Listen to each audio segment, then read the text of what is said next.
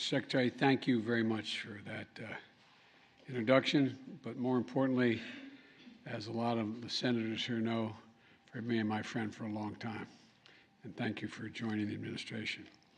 You know, when I was forming the administration, I knew Dennis could do any job in the administration. But he wanted to be Secretary of Veterans Affairs because it mattered so much to him.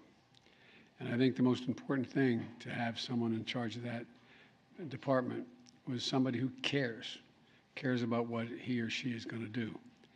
I knew he'd pull every lever to deliver results to military veterans and their families. And that's exactly what he's done. I also want to thank all the veteran service organizations that are here today. I'm going to ask you all to stand. I'm not going to read your names out now, but the VA, all the organizations of the veterans organizations, please stand.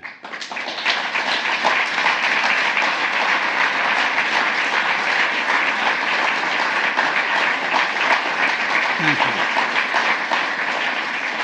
Before we leave today and we finish, I want to thank each one of you personally, because you just keep it going for us. You are the most valuable thing the veterans have. I mean it sincerely. So thank you. We owe you a great deal, and all the families owe you. And the Democratic and Republican sponsors of the bill, especially the leaders of our Veterans Committee, Big John Tester. John, thank you very much, old buddy, and Senator Moran, and thank you, as well as Takano and you know, Washit is also here. Where are you? Where is everybody? There you go. Okay, you have four right across. Yeah, okay. I need glasses. When I look out, the only thing I see is Joe Manchin. Hey, Joe, how are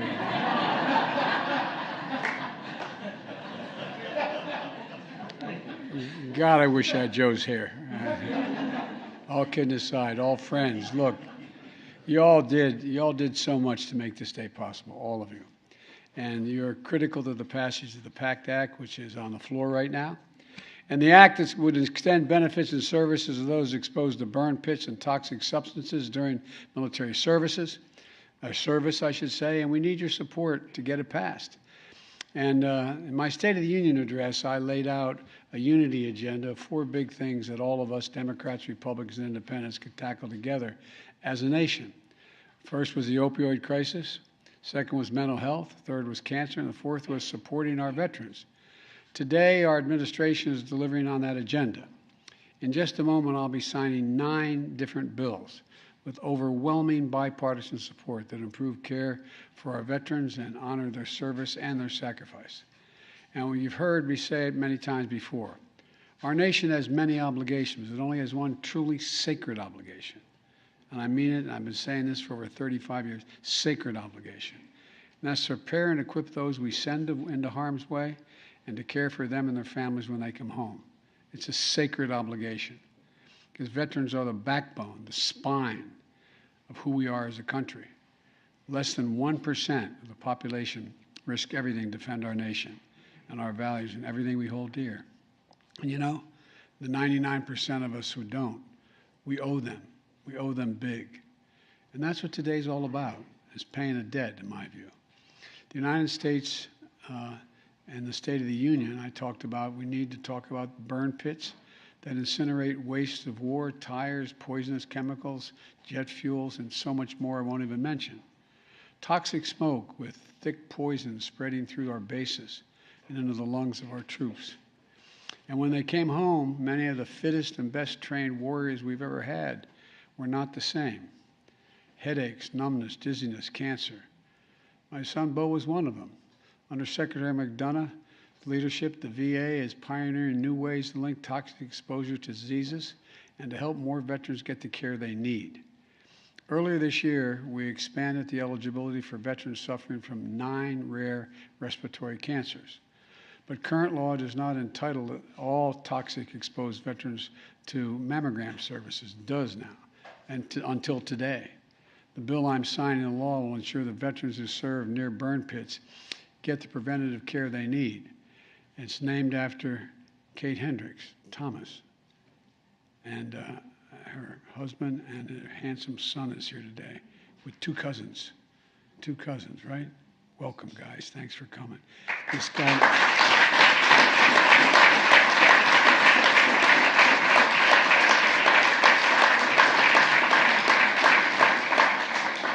And I know when you said you had to go and sit in the front row in front of the president and all the press, you thought, what am I doing? But I'm really glad you're here. We really are. Because at the root of it, Dad, it's all about them. It's all about them.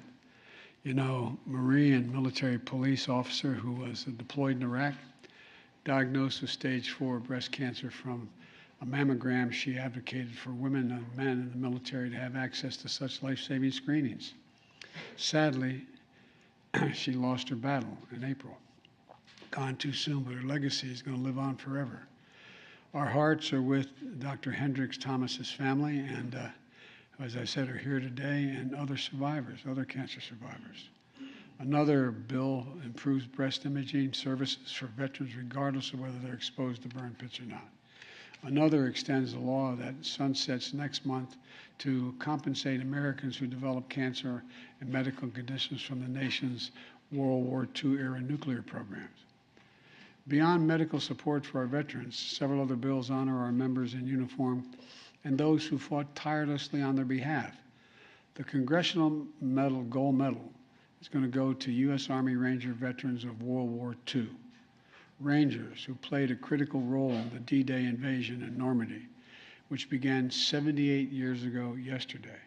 78 years ago yesterday.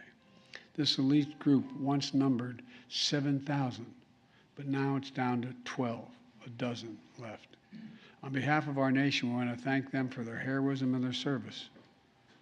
You know, as a point of personal privilege, it was my honor to sign a bill that will name the new VA outpatient clinic that will be built in Hawaii after a dear friend of mine and a former Senate colleague who I work with, and Maisie's here as well, but Danny Kaka.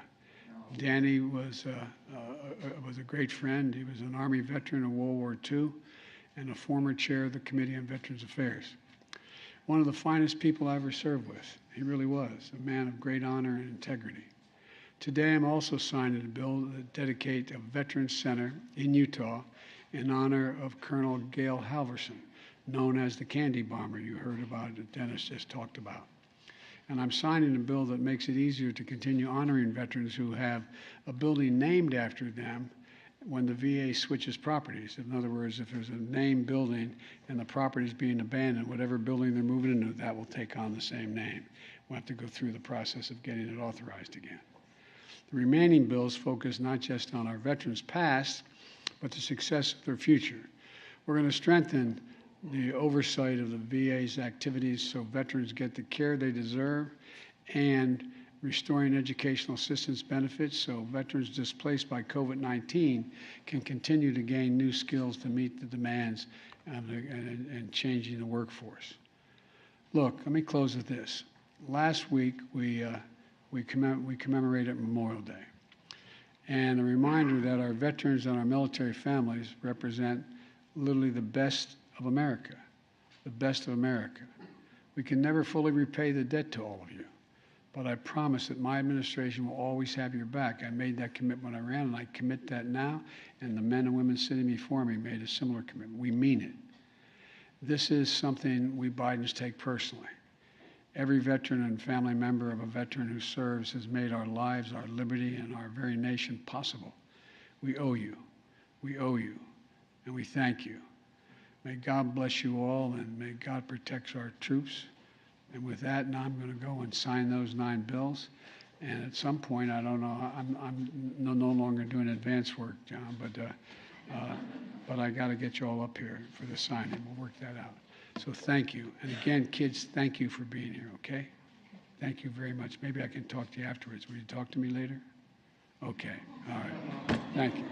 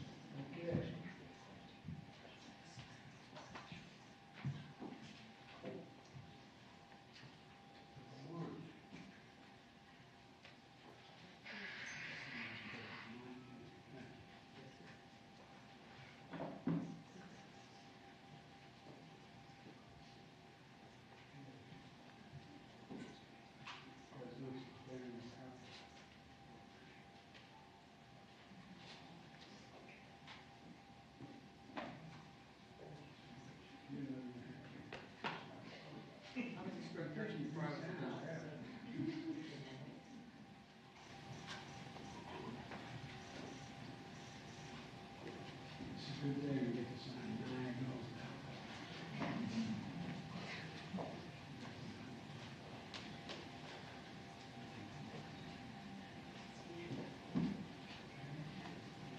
Different.